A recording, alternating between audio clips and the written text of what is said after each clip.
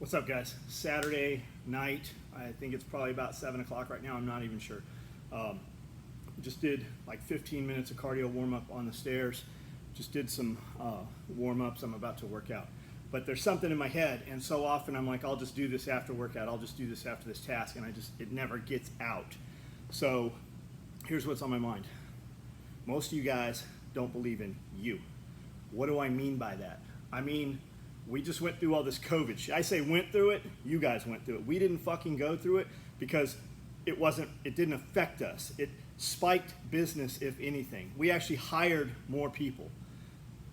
But a lot of you and people you know let it crush you. It throttled you back. We stopped working out. We didn't go to the gym, and because we couldn't go to the gym, we didn't work out. Because we couldn't go to the gym, we ate ice cream. I say we because that's what I did for 9 months. I didn't touch any of these weights. I didn't use any of this equipment, and I started eating like shit. Why? Because it was the easy thing to do. But what I didn't do is stop working. I never stopped working. And even though I was eating like shit, I still lost 2 pant sizes. These are 32s. I could really wear 30s right now. I still feel good. I still move fast. But like the last week and a half, 2 weeks probably, I have realized I'm watching all these prepper shows and I'm listening to all these YouTube channels and all this shit. We're prepped. We always were prepped. We sped up, we did more, we expanded, and we're doing more of that. But the last couple weeks, when that gets shown to me, because that's what they're targeting you with, because that's what I've been consuming, I just turned that shit off and I started watching other things. I went back to what I was doing a couple years ago. And today, we took the new truck out for the first time. We drove to Jackson. Just literally the first time I've had this thing over a week now. This is the first time I drove it other than bringing it home from Nashville. This is the first time we took it out. Amanda actually drove it. I said I drove it. She drove it. And this Andy Frisella thing came up with this dude, Army or Ami. Apparently, it turns out he was like Jay Cutler's coach. He was a bunch of pro bodybuilders coaches and stuff. And that's who had been coaching Andy. He coaches, Mark Smelly Bell. Those guys, like elite level dudes. Multi-millionaire, multi-billionaire kind of shit. Physical, diet, workout. It's like fucking the Justin Swinney of these other guys. So but I was listening to them talk about business and how they were just committed and there was no other option. And every time he thought, man, I'm just gonna quit this. This is the first 6 years, this is fucking ridiculous. I've made like $4,000 the first 6 years. I paid myself $600 a month for years. I'm just gonna go do this other thing. And he's like, every time I started thinking that and I just sucked it up and didn't quit, great things happened. And that's the thing. People, I know people, I have friends who have started businesses, but they haven't really gone anywhere. They're not expanding. They're not asking for more business. They're not hungry for more business. They're not doing really fucking anything.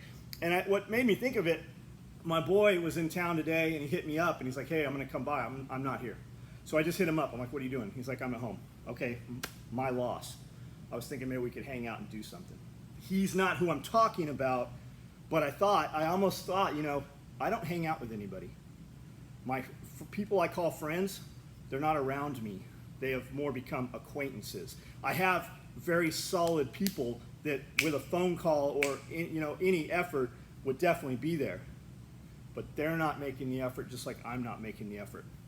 I rely on me and the people within arm's reach that I can immediately touch, right? I have people who I haven't seen in 9 months that I talk to on a daily basis that are really more valuable than my friends that I see more frequently because they put forth effort. That's really I have strangers that reach out to me more than people that I actually know.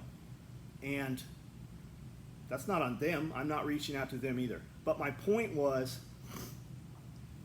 they're not doing shit. They're not busy producing. They're not making a product.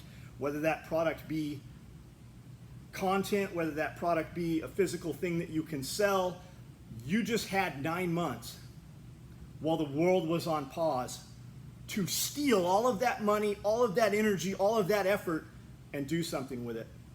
And most of us did zero with it because you had another option. You were just I'll just wait for the world to turn back on. I'll just wait for this. I'll just wait for that. I'll sleep in. It's comfortable. And what happened?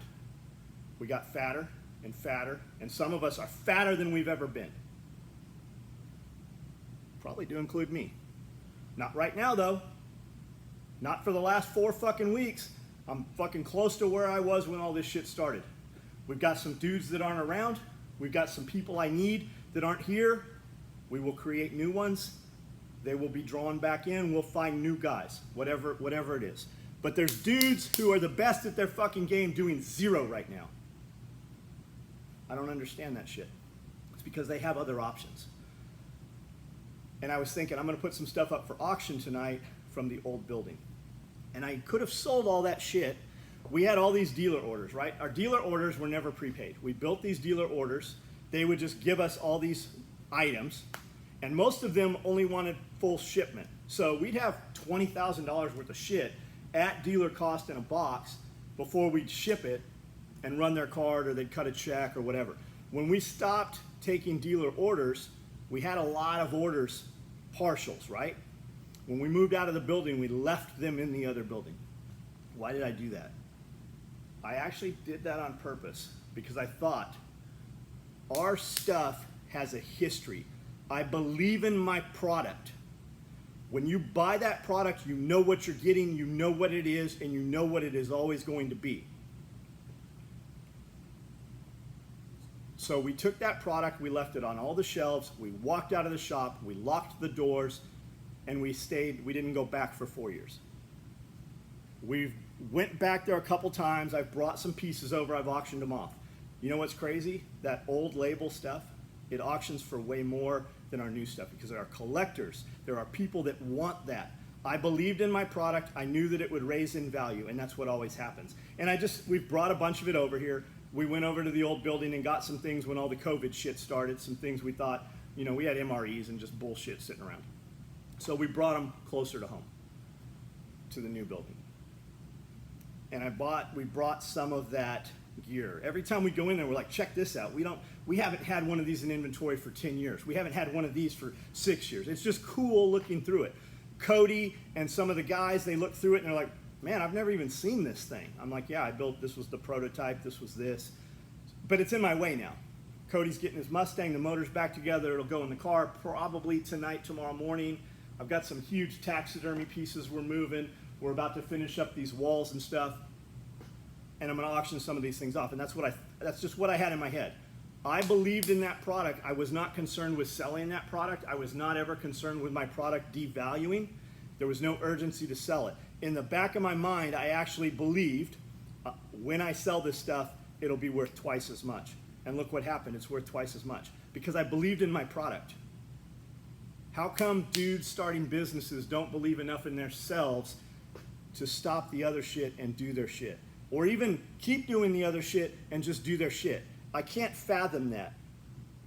I think that's why I don't have a lot of friends. I think that's why I think I'm on another level. Let's just say that. I think I'm on another level. And if you want to be on a level with me, I have no problem with that. But when I move, you got to chase. If we're going to have a conversation, you got to be right here. That means you have to operate at my speed. It's that fucking wireless charging thing again, right? Dudes reach out, hey, I want to do this, I want to do that. Okay, be here tomorrow morning, 5 o'clock. Lately, dudes are like, hey, can I cardio with you at 4:30? No, that's my time. Why do I do that? Because they won't consistently show up, and it will fucking make me angry. That's why. So, wireless charging. If I get next to you and I'm at 100% and you're at 50, I bring you up to 75, you draw me down to 75. You can only do that so many times before you ruin my battery. You get one chance, that's your chance. Take your time, take your effort, and build something and fucking believe in yourself. Otherwise, shut the fuck up and stay out of the conversation. Just remain mediocre.